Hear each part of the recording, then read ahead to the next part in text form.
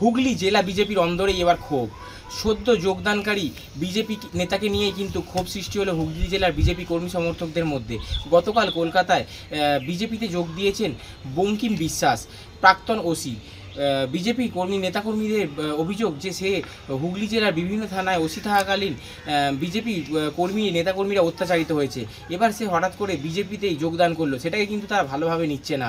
এই দিন কিন্তু হুগলির বিভিন্ন জায়গাতেই কিন্তু ক্ষোভ প্রকাশ করেন বিজেপির নেতাকর্মীরা। আমাদের 17-18টা বাড়ি ভাঙা হয় এবং লুটপাট করা হয় এবং তৎকালীন ওসি ছিলেন বঙ্কিম বিশ্বাস। আমরা জেল খেটেছি এবং পরস্পর কেস খেয়ে গেছি।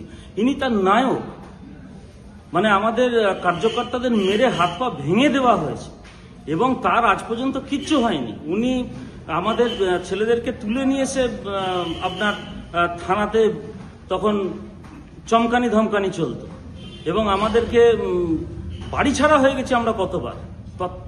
তখনকার উনি গুরাব থানার ওসি ছিলেন।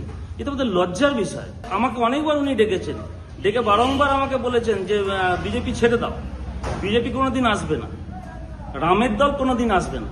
আর আজ তাকে দেখছি যে রাজ্য অফিসে তিনি ভারতীয় জনতা পার্টির পতাকা ধরে জয়েন করছেন। আমাদের লজ্জা হচ্ছে, আমরা যারা নিচতলার কার্যকর্তা, আমাদের লজ্জা।